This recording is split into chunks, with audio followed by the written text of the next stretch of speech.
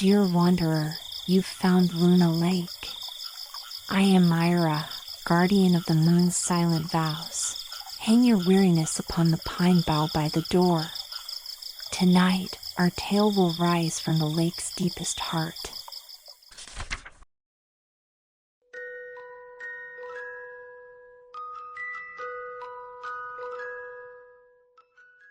The Ugly Duckling. It was so beautiful in the country. It was the summertime.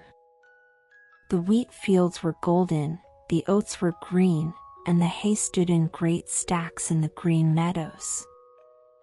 The stork paraded about among them on his long red legs, chattering away in Egyptian, the language he had learned from his lady mother.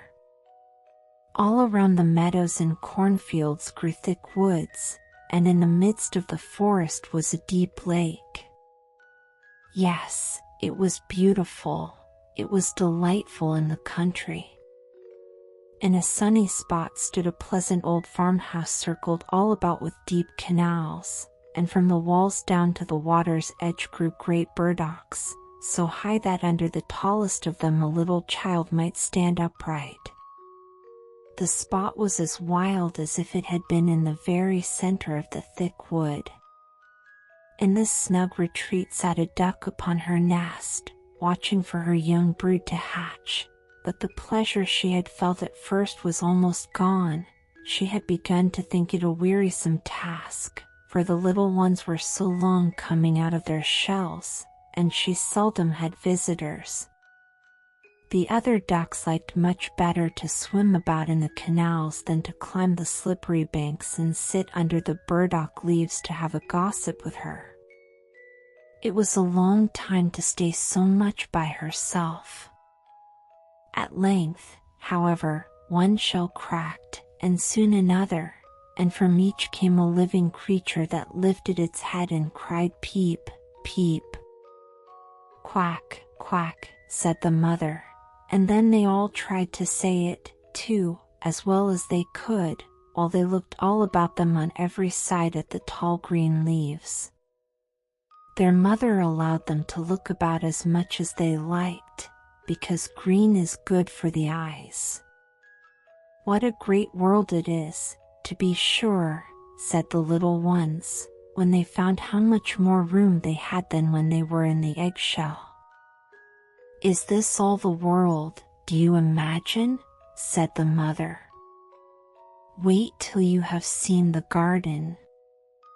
Far beyond that it stretches down to the pastor's field, though I have never ventured to such a distance. Are you all out? She continued, rising to look. No, not all, the largest egg lies there yet, I declare. I wonder how long this business is to last.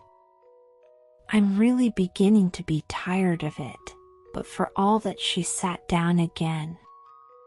Well, and how are you today? Quacked an old duck who came to pay her a visit.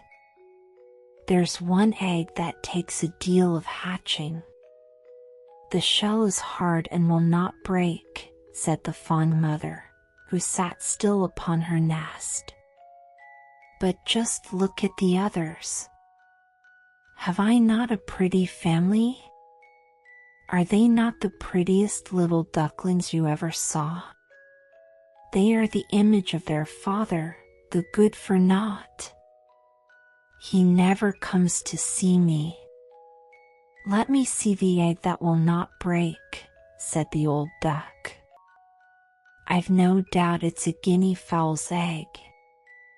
The same thing happened to me once, and a deal of trouble it gave me, for the young ones are afraid of the water. I quacked and clucked, but all to no purpose. Let me take a look at it.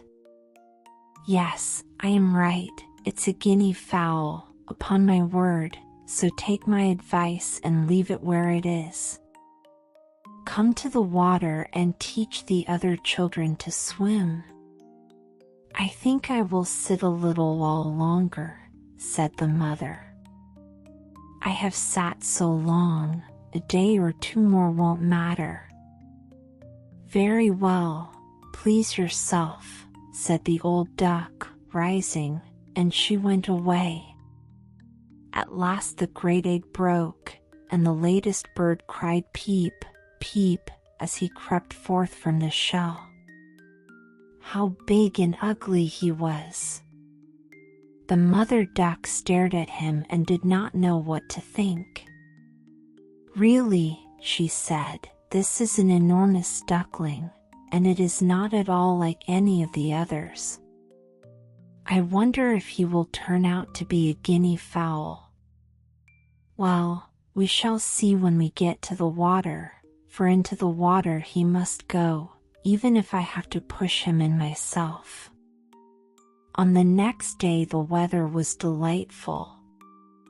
The sun shone brightly on the green burdock leaves, and the mother duck took her whole family down to the water and jumped in with a splash. "Quack, quack," cried she, and one after another the little ducklings jumped in.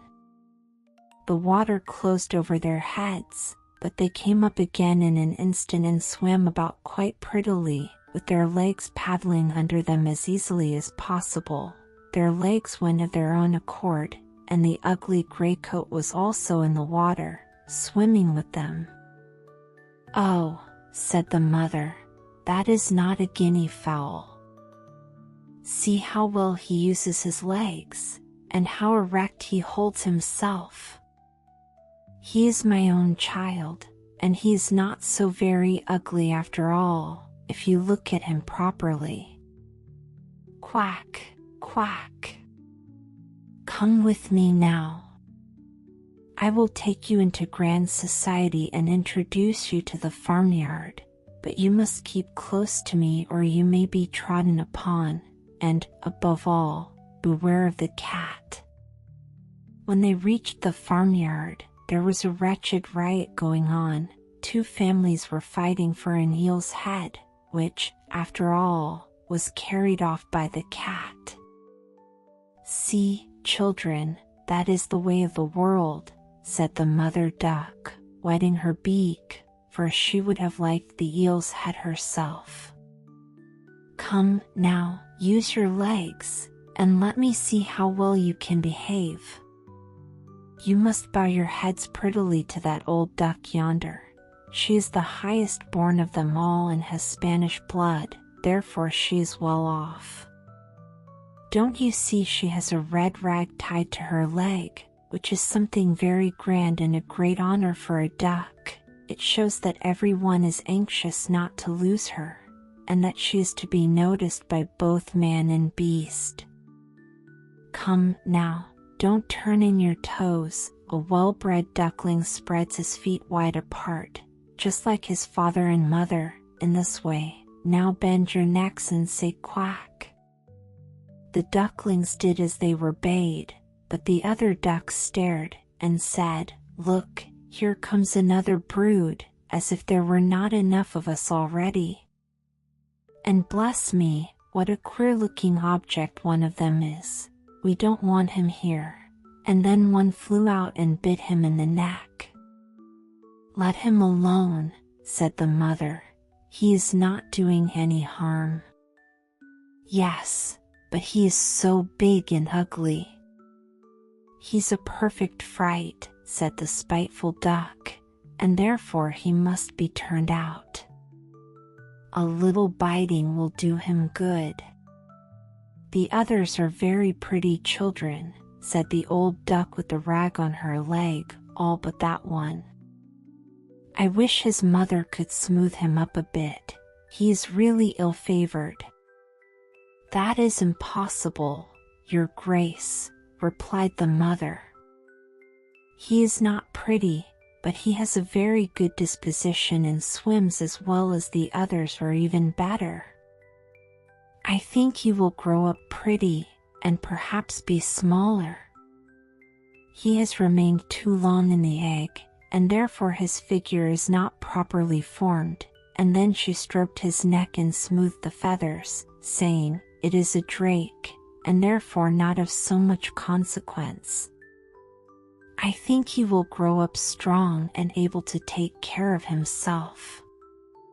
The other ducklings are graceful enough, said the old duck. Now make yourself at home, and if you find an eel's head you can bring it to me. And so they made themselves comfortable, but the poor duckling who had crept out of his shell last of all and looked so ugly was bitten and pushed and made fun of, not only by the ducks but by all the poultry.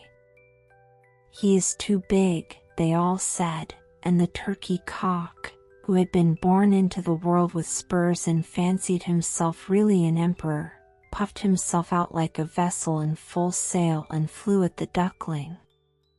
He became quite red in the head with passion, so that the poor little thing did not know where to go, and was quite miserable because he was so ugly as to be laughed at by the whole farmyard. So it went on from day to day. It got worse and worse. The poor duckling was driven about by everyone, even his brothers and sisters were unkind to him and would say, "Ah, you ugly creature, I wish the cat would get you," and his mother had been heard to say she wished he had never been born. The ducks pecked him, the chickens beat him, and the girl who fed the poultry pushed him with her feet. So at last he ran away, frightening the little birds in the hedge as he flew over the palings. "They are afraid because I am so ugly," he said. So he flew still farther, until he came out on a large moor inhabited by wild ducks. Here he remained the whole night, feeling very sorrowful. In the morning, when the wild ducks rose in the air, they stared at their new comrade. "What sort of a duck are you?" they all said, coming round him. He bowed to them and was as polite as he could be, but he did not reply to their question. "You are exceedingly ugly," said the wild ducks, "but that will not matter if you do not want to marry one of our family." Poor thing! He had no thoughts of marriage. All he wanted was permission to lie among the rushes and drink some of the water on the moor. After he had been on the moor 2 days, there came 2 wild geese, or rather goslings, for they had not been out of the egg long, which accounts for their impertinence. "Listen, friend," said one of them to the duckling, "you are so ugly that we like you very well. Will you go with us and become a bird of passage? Not far from here is another moor, in which there are some wild geese, all of them unmarried. It is a chance for you to get a wife. You may make your fortune, ugly as you are." Bang, bang, sounded in the air, and the 2 wild geese fell dead among the rushes, and the water was tinged with blood. Bang, bang, echoed far and wide in the distance, and whole flocks of wild geese rose up from the rushes. The sound continued from every direction, for the sportsmen surrounded the moor, and some were even seated on branches of trees, overlooking the rushes. The blue smoke from the guns rose like clouds over the dark trees, and as it floated away across the water, a number of sporting dogs bounded in among the rushes, which bent beneath them wherever they went. How they terrified the poor duckling! He turned away his head to hide it under his wing, and at the same moment a large, terrible dog passed quite near him. His jaws were open, his tongue hung from his mouth, and his eyes glared fearfully. He thrust his nose close to the duckling, showing his sharp teeth, and then splash, splash, he went into the water, without touching him. "Oh," sighed the duckling, "how thankful I am for being so ugly, even a dog will not bite me." and so he lay quite still, while the shot rattled through the rushes, and gun after gun was fired over him. It was late in the day before all became quiet, but even then the poor young thing did not dare to move. He waited quietly for several hours and then, after looking carefully around him, hastened away from the moor as fast as he could. He ran over field and meadow till a storm arose, and he could hardly struggle against it. Towards evening he reached a poor little cottage that seemed ready to fall, and only seemed to remain standing because it could not decide on which side to fall first. The storm continued so violent that the duckling could go no farther. He sat down by the cottage, and then he noticed that the door was not quite closed, in consequence of one of the hinges having given way. There was, therefore, a narrow opening near the bottom large enough for him to slip through, which he did very quietly, and got a shelter for the night.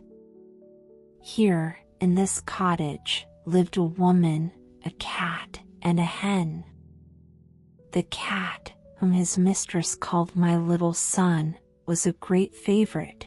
He could raise his back, and purr, and could even throw out sparks from his fur if it were stroked the wrong way.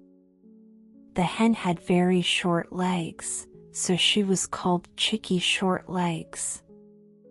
She laid good eggs, and her mistress loved her as if she had been her own child. In the morning the strange visitor was discovered. The cat began to purr and the hen to cluck. "What is that noise about?" said the old woman, looking around the room. But her sight was not very good, therefore when she saw the duckling she thought it must be a fat duck that had strayed from home. "Oh, what a prize!" she exclaimed. "I hope it is not a drake, for then I shall have some duck's eggs. I must wait and see." So the duckling was allowed to remain on trial for 3 weeks, but there were no eggs. Now the cat was the master of the house, and the hen was the mistress, and they always said, "We in the world," for they believed themselves to be half the world, and by far the better half, too. The duckling thought that others might hold a different opinion on the subject, but the hen would not listen to such doubts. "Can you lay eggs?" she asked. "No." "Then have the goodness to cease talking." "Can you raise your back, or purr, or throw out sparks?" said the cat. "No." "Then you have no right to express an opinion when sensible people are speaking." So the duckling sat in a corner, feeling very low-spirited, but when the sunshine and the fresh air came into the room through the open door, he began to feel such a great longing for a swim that he could not help speaking of it. "What an absurd idea," said the hen. "You have nothing else to do, therefore you have foolish fancies. If you could purr or lay eggs, they would pass away. But it is so delightful to swim about on the water," said the duckling, "and so refreshing to feel it close over your head while you dive down to the bottom." "Delightful, indeed. It must be a queer sort of pleasure," said the hen. "Why, you must be crazy." "Ask the cat, he is the cleverest animal I know. Ask him how he would like to swim about on the water, or to dive under it, for I will not speak of my own opinion. Ask our mistress, the old woman, there is no one in the world more clever than she is. Do you think she would relish swimming and letting the water close over her head?" "I see you don't understand me," said the duckling. "We don't understand you? Who can understand you, I wonder? Do you consider yourself more clever than the cat or the old woman? I will say nothing of myself. Don't imagine such nonsense, child, and thank your good fortune that you have been so well received here. Are you not in a warm room and in society from which you may learn something? But you are a chatterer, and your company is not very agreeable. Believe me, I speak only for your good. I may tell you unpleasant truths, but that is a proof of my friendship. I advise you, therefore, to lay eggs and learn to purr as quickly as possible. I believe I must go out into the world again, said the duckling. Yes, do, said the hen. So the duckling left the cottage and soon found water on which it could swim and dive, but he was avoided by all other animals because of his ugly appearance. Autumn came, and the leaves in the forest turned to orange and gold. Then, as winter approached, the wind caught them as they fell and whirled them into the cold air.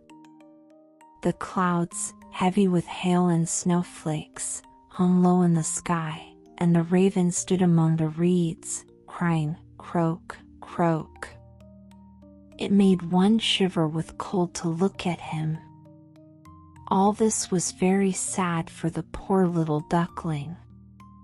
One evening, just as the sun was setting amid radiant clouds, there came a large flock of beautiful birds out of the bushes. The duckling had never seen any like them before. They were swans, and they curved their graceful necks, while their soft plumage shone with dazzling whiteness. They uttered a singular cry as they spread their glorious wings and flew away from those cold regions to warmer countries across the sea. They mounted higher and higher in the air, and the ugly little duckling had a strange sensation as he watched them. He whirled himself in the water like a wheel, stretched out his neck towards them, and uttered a cry so strange that it frightened even himself. Could he ever forget those beautiful, happy birds? And when at last they were out of his sight, he dived under the water and rose again almost beside himself with excitement. He knew not the names of these birds nor where they had flown, but he felt towards them as he had never felt towards any other bird in the world. He was not envious of these beautiful creatures. It never occurred to him to wish to be as lovely as they. Poor ugly creature, how gladly he would have lived even with the ducks, had they only treated him kindly and given him encouragement. The winter grew colder and colder. He was obliged to swim about on the water to keep it from freezing, but every night the space on which he swam became smaller and smaller. At length it froze so hard that the ice in the water crackled as he moved, and the duckling had to paddle with his legs as well as he could to keep the space from closing up. He became exhausted at last and lay still and helpless, frozen fast in the ice. Early in the morning a peasant who was passing by saw what had happened. He broke the ice in pieces with his wooden shoe and carried the duckling home to his wife. The warmth revived the poor little creature, but when the children wanted to play with him, the duckling thought they would do him some harm, so he started up in terror, fluttered into the milk pan, and splashed the milk about the room. Then the woman clapped her hands, which frightened him still more. He flew first into the butter cask, then into the meal tub and out again. What a condition he was in! The woman screamed and struck at him with the tongs. The children laughed and screamed and tumbled over each other in their efforts to catch him, but luckily he escaped. The door stood open, the poor creature could just manage to slip out among the bushes and lie down quite exhausted in the newly fallen snow. It would be very sad were I to relate all the misery and privations which the poor little duckling endured during the hard winter, but when it had passed he found himself lying one morning in a moor, amongst the rushes. He felt the warm sun shining and heard the lark singing and saw that all around was beautiful spring.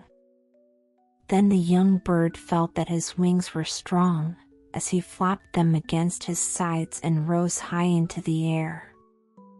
They bore him onwards until, before he well knew how it had happened, he found himself in a large garden.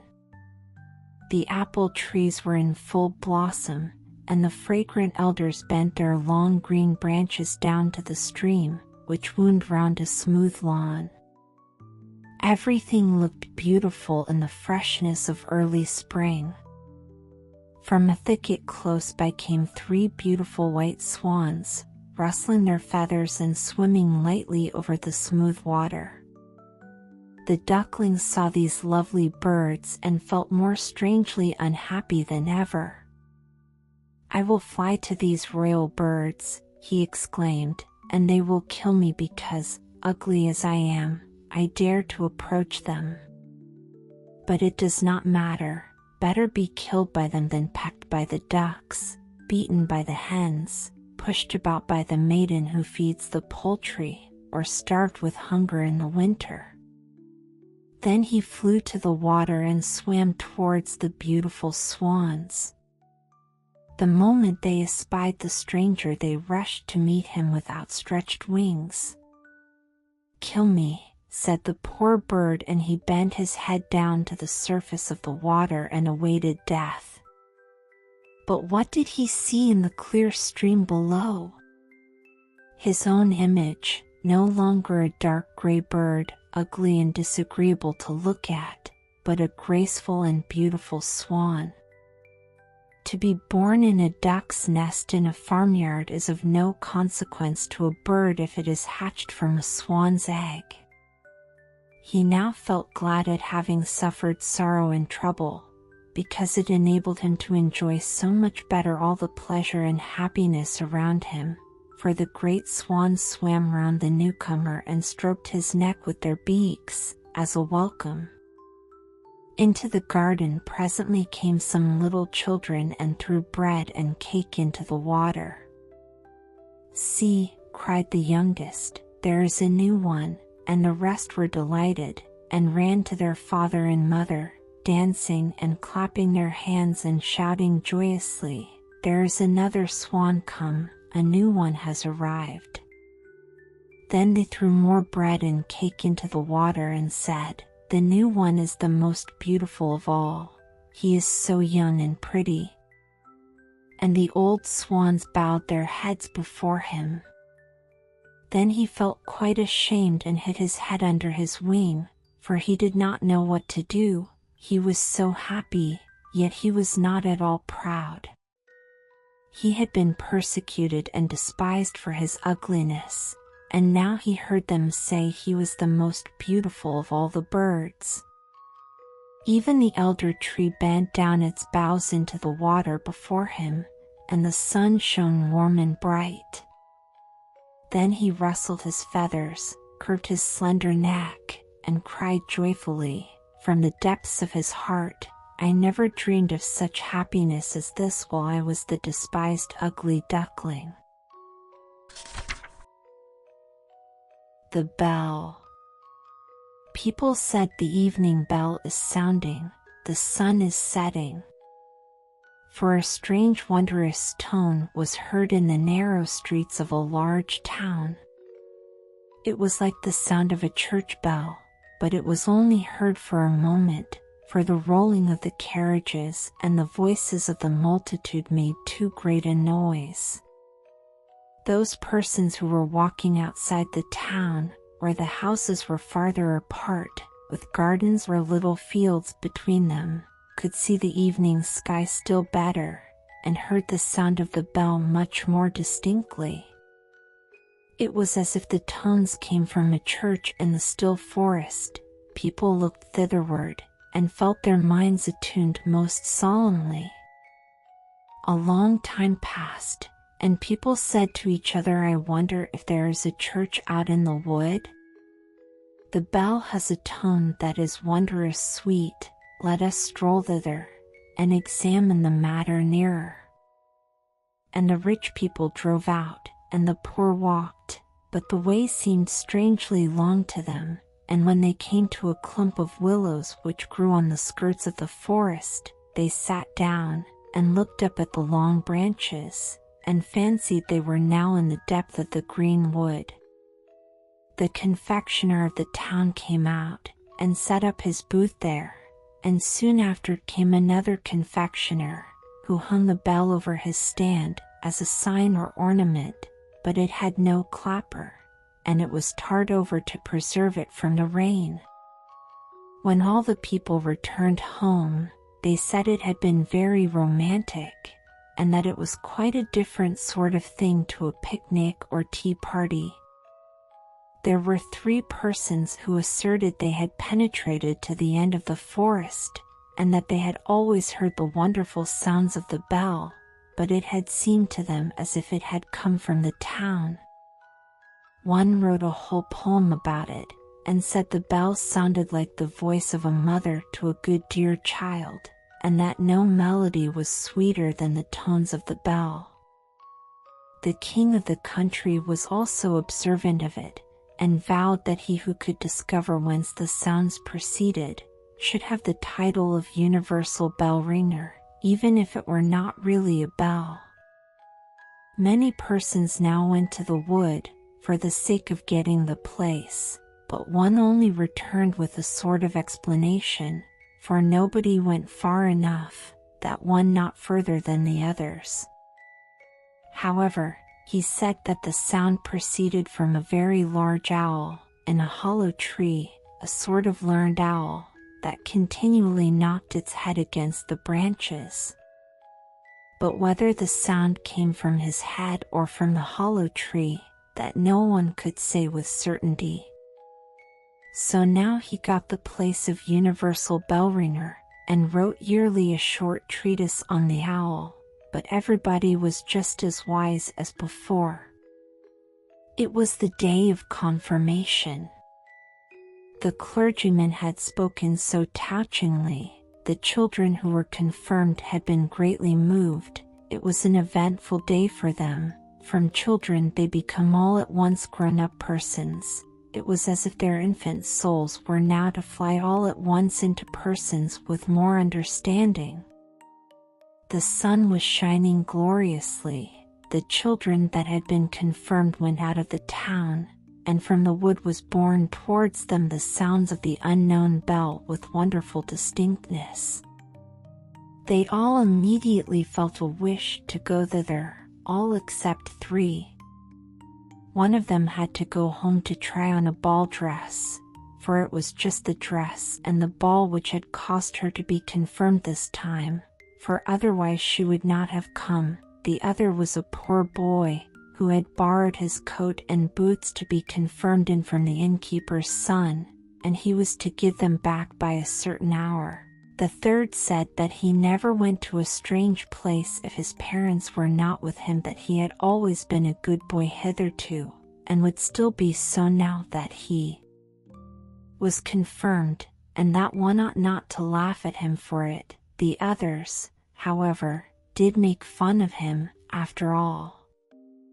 There were 3, therefore, that did not go. The others hastened on. The sun shone, the birds sang, and the children sang too, and each held the other by the hand, for as yet they had none of them any high office, and were all of equal rank in the eye of God. But 2 of the youngest soon grew tired, and both returned to town. 2 little girls sat down, and twined garlands, so they did not go either. And when the others reached the willow tree, where the confectioner was, they said, "Now we are there." In reality the bell does not exist. it is only a fancy that people have taken into their heads." At the same moment the bell sounded deep in the wood, so clear and solemnly that 5 or 6 determined to penetrate somewhat further. It was so thick, and the foliage so dense, that it was quite fatiguing to proceed. Woodruff and anemones grew almost too high, blooming convolvuluses and blackberry bushes hung in long garlands from tree to tree, where the nightingale sang and the sunbeams were playing. It was very beautiful, but it was no place for girls to go, their clothes would get so torn. Large blocks of stone lay there, overgrown with moss of every color. The fresh spring bubbled forth, and made a strange gurgling sound. "That surely cannot be the bell," said one of the children, lying down and listening. "This must be looked to." So he remained, and let the others go on without him. They afterwards came to a little house, made of branches and the bark of trees. A large wild apple tree bent over it, as if it would shower down all its blessings on the roof, where roses were blooming. The long stems twined round the gable, on which there hung a small bell. Was it that which people had heard?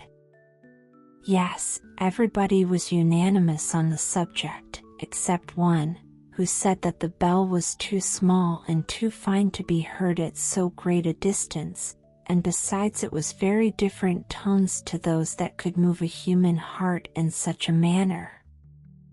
It was a king's son who spoke, whereon the others said, "Such people always want to be wiser than everybody else." They now let him go on alone, and as he went, his breast was filled more and more with the forest solitude, but he still heard the little bell with which the others were so satisfied, and now and then, when the wind blew, he could also hear the people singing who were sitting at tea where the confectioner had his tent. But the deep sound of the bell rose louder. It was almost as if an organ were accompanying it, and the tones came from the left hand, the side where the heart is placed. A rustling was heard in the bushes, and a little boy stood before the king's son, a boy in wooden shoes, and with so short a jacket that one could see what long wrists he had. Both knew each other. The boy was that one among the children who could not come because he had to go home and return his jacket and boots to the innkeeper's son. This he had done, and was now going on in wooden shoes and in his humble dress, for the bell sounded with so deep a tone, and with such strange power, that proceed he must. "Why, then, we can go together," said the king's son. But the poor child that had been confirmed was quite ashamed. He looked at his wooden shoes, pulled at the short sleeves of his jacket, and said that he was afraid he could not walk so fast. Besides, he thought that the bell must be looked for to the right, for that was the place where all sorts of beautiful things were to be found. "But there we shall not meet," said the king's son, nodding at the same time to the poor boy, who went into the darkest, thickest part of the wood, where thorns tore his humble dress, and scratched his face and hands and feet till they bled. The king's son got some scratches too, but the sun shone on his path, and it is him that we will follow, for he was an excellent and resolute youth. "I must and will find the bell," said he, "even if I am obliged to go to the end of the world." The ugly apes sat upon the trees, and grinned. "Shall we thrash him?" said they. "Shall we thrash him? He is the son of a king." But on he went, without being disheartened, deeper and deeper into the wood, where the most wonderful flowers were growing. There stood white lilies with blood-red stamina, sky-blue tulips, which shone as they waved in the winds, and apple trees, the apples of which looked exactly like large soap bubbles, so only think how the trees must have sparkled in the sunshine. Around the nicest green meads, where the deer were playing in the grass, grew magnificent oaks and beeches, and if the bark of one of the trees was cracked, their grass and long creeping plants grew in the crevices. And there were large calm lakes there too, in which white swans were swimming, and beat the air with their wings. The king's son often stood still and listened.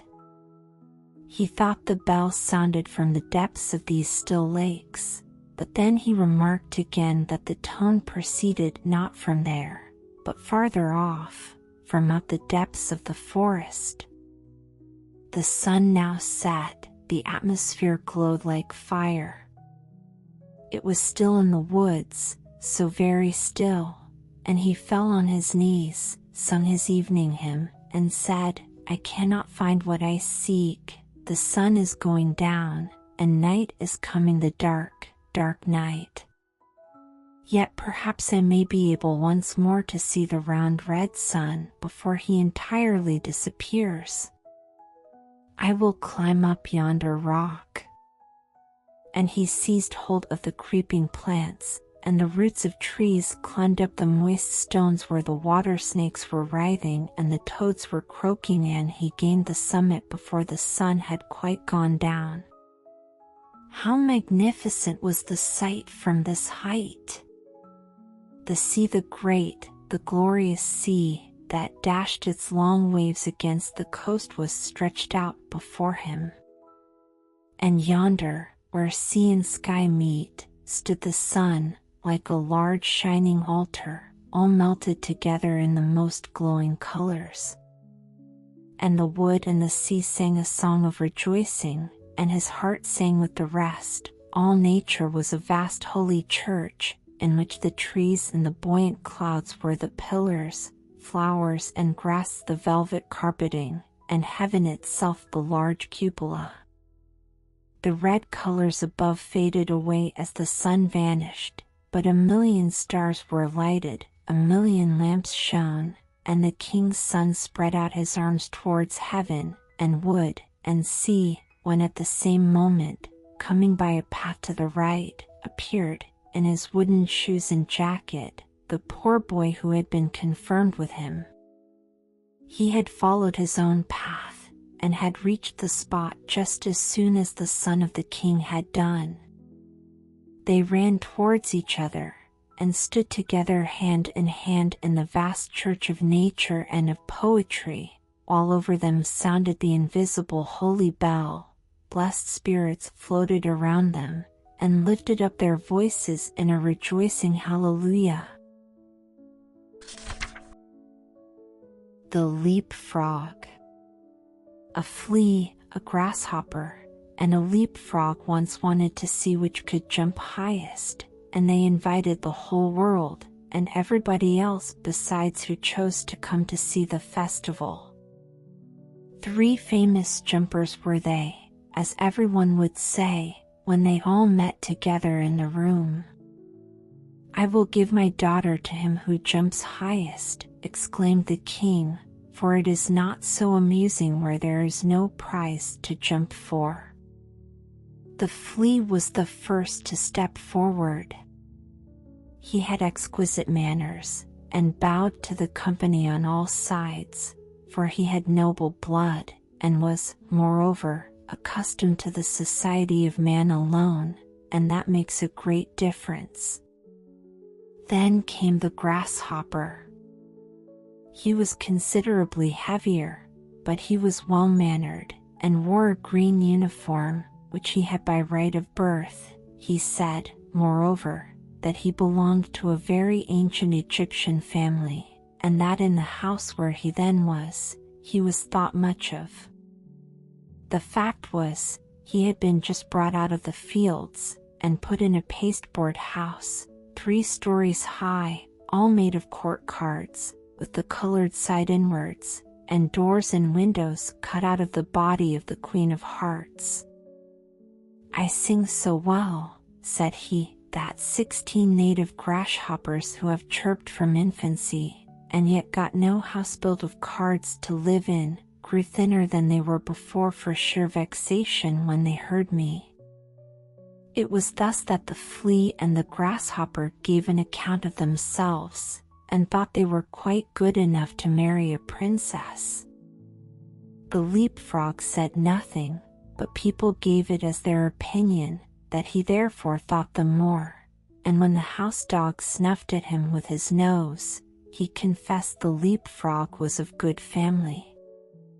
The old counselor, who had had 3 orders given him to make him hold his tongue, asserted that the leapfrog was a prophet, for that one could see on his back if there would be a severe or mild winter, and that was what one could not see even on the back of the man who writes the almanac.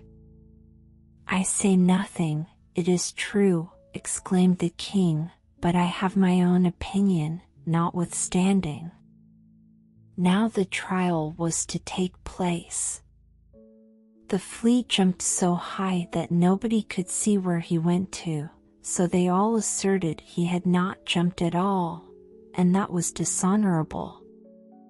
The grasshopper jumped only half as high, but he leaped into the king's face, who said that was ill-mannered.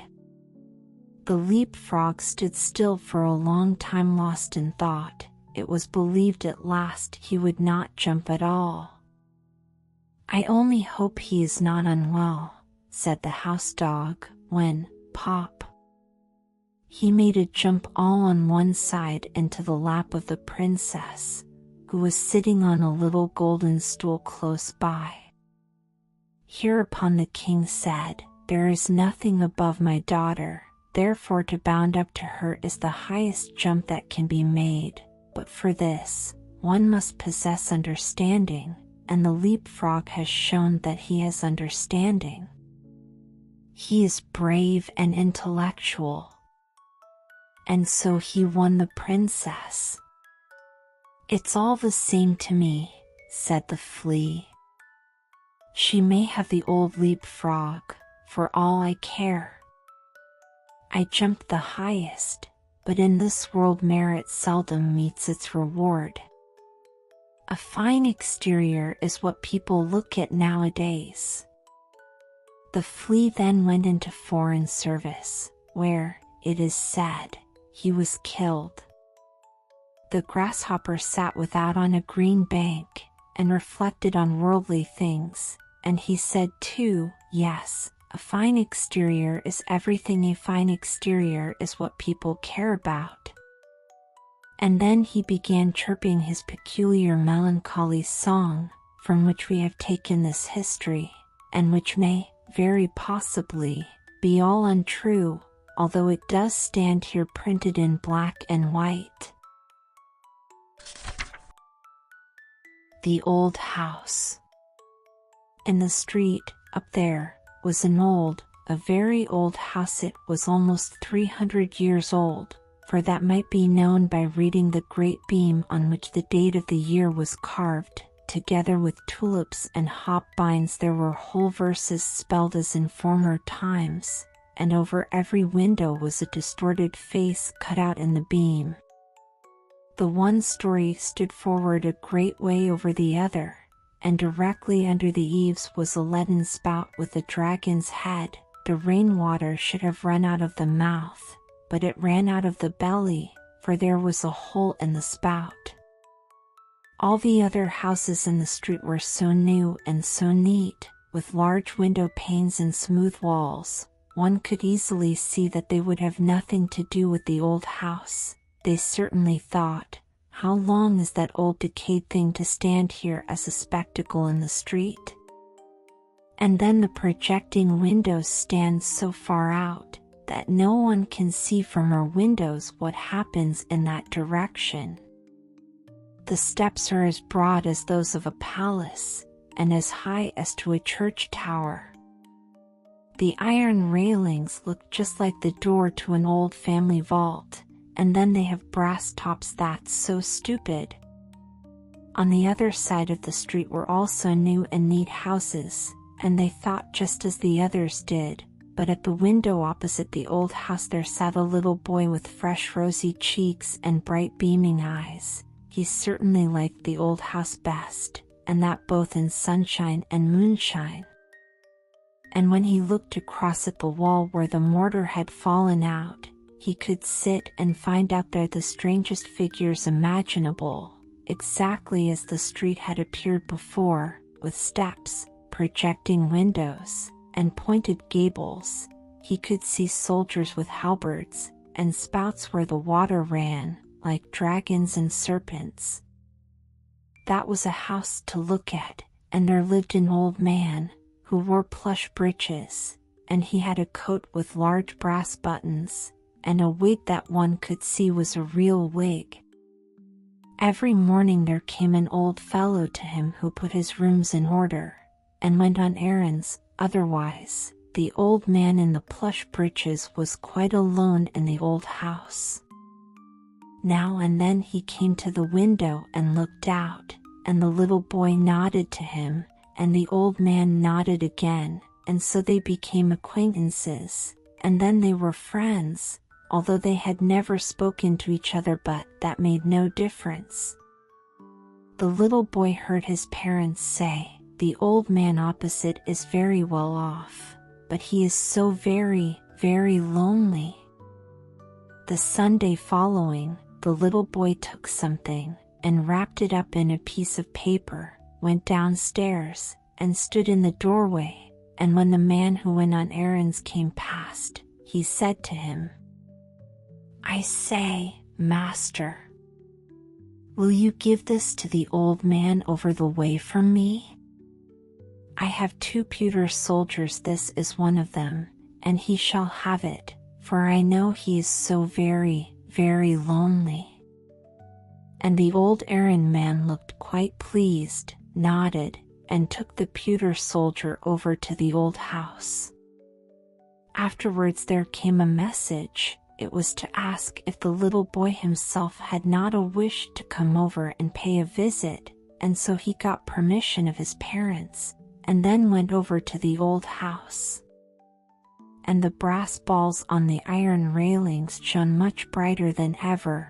One would have thought they were polished on account of the visit, and it was as if the carved-out trumpeters, for there were trumpeters, who stood in tulips, carved out on the door, blew with all their might. Their cheeks appeared so much rounder than before. Yes, they blew trateratra. The little boy comes. Trateratra. And then the door opened. The whole passage was hung with portraits of knights in armor, and ladies in silken gowns, and the armor rattled, and the silken gowns rustled. And then there was a flight of stairs which went a good way upwards, and a little way downwards, and then one came on a balcony which was in a very dilapidated state, sure enough, with large holes and long crevices, but grass grew there and leaves out of them altogether, for the whole balcony outside, the yard, and the walls, were overgrown with so much green stuff that it looked like a garden, only a balcony. Here stood old flower pots with faces and asses' ears, and the flowers grew just as they liked. One of the pots was quite overrun on all sides with pinks, that is to say, with the green part, shoot stood by shoot, and it said quite distinctly, "The air has cherished me, the sun has kissed me, and promised me a little flower on Sunday." A little flower on Sunday. And then they entered a chamber where the walls were covered with hog's leather, and printed with gold flowers. "The gilding decays, but hog's leather stays," said the walls. And there stood easy chairs, with such high backs, and so carved out, and with arms on both sides. "Sit down. Sit down," said they. Ugh! How I creak, now I shall certainly get the gout, like the old clothes press, ugh! And then the little boy came into the room where the projecting windows were, and where the old man sat. "I thank you for the pewter soldier, my little friend," said the old man. "And I thank you because you come over to me. Thank ye. Thank ye, or cranky." Cranky sounded from all the furniture. There was so much of it, that each article stood in the other's way, to get a look at the little boy. In the middle of the wall hung a picture representing a beautiful lady, so young, so glad, but dressed quite as in former times, with clothes that stood quite stiff, and with powder in her hair. She neither said thank ye, nor cranky, cranky, but looked with her mild eyes at the little boy, who directly asked the old man, "Where did you get her?" "Yonder, at the broker's," said the old man, "where there are so many pictures hanging. No one knows or cares about them, for they are all of them buried, but I knew her in bygone days, and now she has been dead and gone these 50 years. Under the picture, in a glazed frame, there hung a bouquet of withered flowers. They were almost 50 years old. They looked so very old. The pendulum of the great clock went to and fro, and the hands turned, and everything in the room became still older, but they did not observe it. They say at home," said the little boy, "that you are so very, very lonely."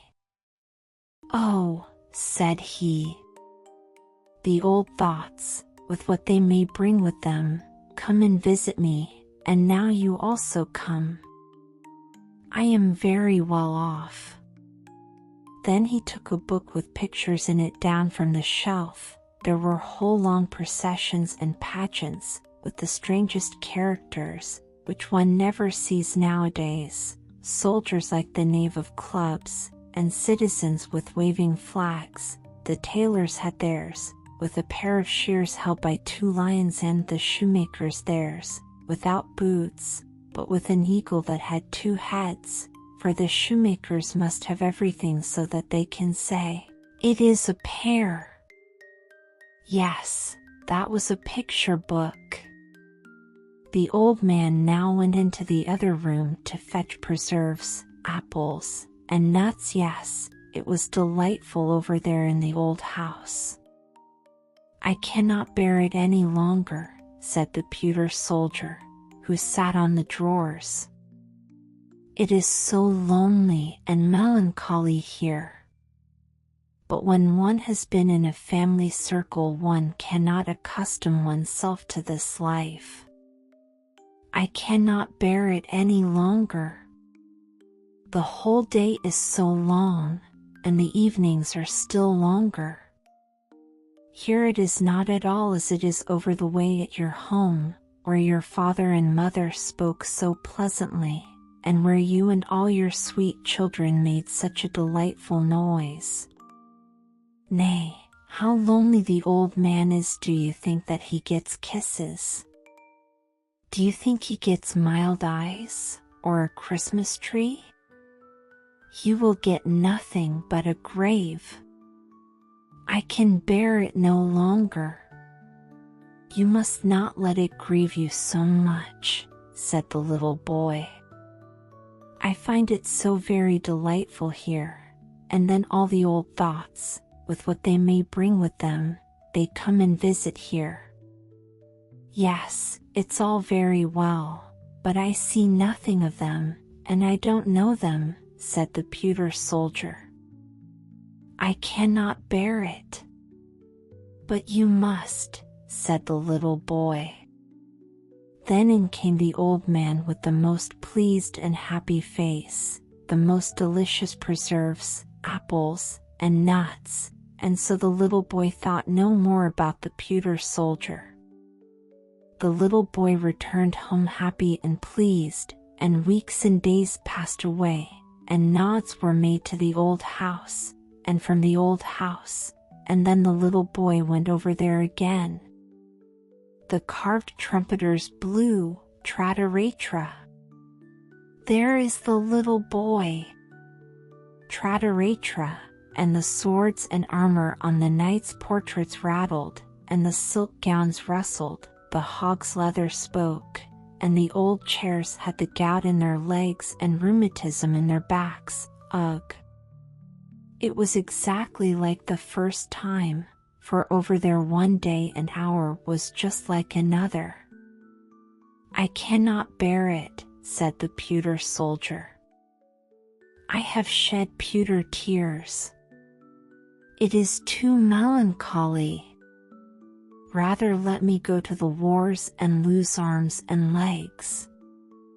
It would at least be a change. I cannot bear it longer. Now, I know what it is to have a visit from one's old thoughts, with what they may bring with them.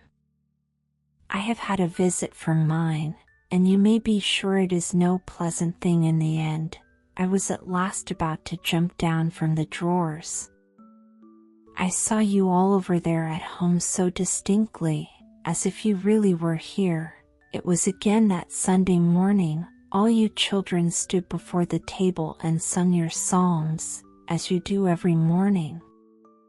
You stood devoutly with folded hands, and father and mother were just as pious, and then the door was opened, and little Sister Mary, who is not 2 years old yet, and who always dances when she hears music or singing, of whatever kind it may be, was put into the room though she ought not to have been there, and then she began to dance, but could not keep time, because the tones were so long, and then she stood, first on the one leg, and bent her head forwards, and then on the other leg, and bent her head forwards, but all would not do. You stood very seriously all together, although it was difficult enough. But I laughed to myself, and then I fell off the table, and got a bump, which I have still, for it was not right of me to laugh. But the whole now passes before me again in thought, and everything that I have lived to see, and these are the old thoughts, with what they may bring with them. Tell me if you still sing on Sundays? Tell me something about little Mary, and how my comrade, the other pewter soldier, lives. Yes, he is happy enough, that's sure. I cannot bear it any longer. You are given away as a present, said the little boy. You must remain. Can you not understand that? The old man now came with a drawer, in which there was much to be seen, both tin boxes and balsam boxes, old cards, so large and so gilded, such as one never sees them now. And several drawers were opened, and the piano was opened. It had landscapes on the inside of the lid, and it was so hoarse when the old man played on it. And then he hummed a song. Yes, she could sing that, said he, and nodded to the portrait, which he had bought at the broker's, and the old man's eyes shone so bright. I will go to the wars. I will go to the wars, shouted the pewter soldier as loud as he could, and threw himself off the drawers right down on the floor. What became of him? The old man sought, and the little boy sought. He was away, and he stayed away. I shall find him, said the old man, but he never found him. The floor was too open. The pewter soldier had fallen through a crevice, and there he lay as in an open tomb. That day passed, and the little boy went home, and that week passed, and several weeks too. The windows were quite frozen. The little boy was obliged to sit and breathe on them to get a peephole over to the old house, and there the snow had been blown into all the carved work and inscriptions. It lay quite up over the steps, just as if there was no one at home, nor was there anyone at home. The old man was dead. In the evening there was a hearse seen before the door, and he was borne into it in his coffin. He was now to go out into the country, to lie in his grave. He was driven out there, but no one followed. All his friends were dead, and the little boy kissed his hand to the coffin as it was driven away. Some days afterwards there was an auction at the old house, and the little boy saw from his window how they carried the old knights and the old ladies away, the flower pots with the long ears, the old chairs, and the old clothes presses. Something came here, and something came there. The portrait of her who had been found at the broker's came to the broker's again, and there it hung, for no one knew her more, no one cared about the old picture. In the spring they pulled the house down, for, as people said, it was a ruin. One could see from the street right into the room with the hog's leather hanging, which was slashed and torn, and the green grass and leaves about the balcony hung quite wild about the falling beams. And then it was put to rights. That was a relief, said the neighboring houses. A fine house was built there, with large windows and smooth white walls, but before it, where the old house had in fact stood, was a little garden laid out, and a wild grapevine ran up the wall of the neighboring house. Before the garden there was a large iron railing with an iron door. It looked quite splendid, and people stood still and peeped in, and the sparrows hung by scores in the vine, and chattered away at each other as well as they could. But it was not about the old house, for they could not remember it. So many years had passed, so many, that the little boy had grown up to a whole man, yes, a clever man, and a pleasure to his parents, and he had just been married, and, together with his little wife, had come to live in the house here, where the garden was, and he stood by her there whilst she planted a field flower that she found so pretty. She planted it with her little hand, and pressed the earth around it with her fingers. Oh! What was that? She had stuck herself. There sat something pointed, straight out of the soft mold. It was, yes, guess. It was the pewter soldier, he that was lost up at the old man's, and had tumbled and turned about amongst the timber and the rubbish, and had at last laid for many years in the ground. The young wife wiped the dirt off the soldier, first with a green leaf, and then with her fine handkerchief. It had such a delightful smell, that it was to the pewter soldier just as if he had awaked from a trance. "Let me see him," said the young man. He laughed, and then shook his head. "Nay, it cannot be he, but he reminds me of a story about a pewter soldier which I had when I was a little boy." And then he told his wife about the old house, and the old man, and about the pewter soldier that he sent over to him because he was so very, very lonely, and he told it as correctly as it had really been, so that the tears came into the eyes of his young wife, on account of the old house and the old man. "It may possibly be, however, that it is the same pewter soldier," said she. "I will take care of it, and remember all that you have told me, but you must show me the old man's grave." "But I do not know it," said he, "and no one knows it. All his friends were dead, no one took care of it, and I was then a little boy. How very, very lonely he must have been," said she. "Very, very lonely," said the pewter soldier. "But it is delightful not to be forgotten."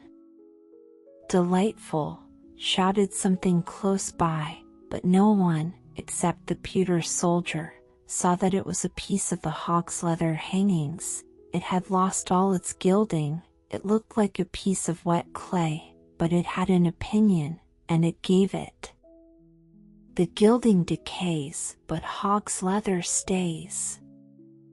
This the pewter soldier did not believe.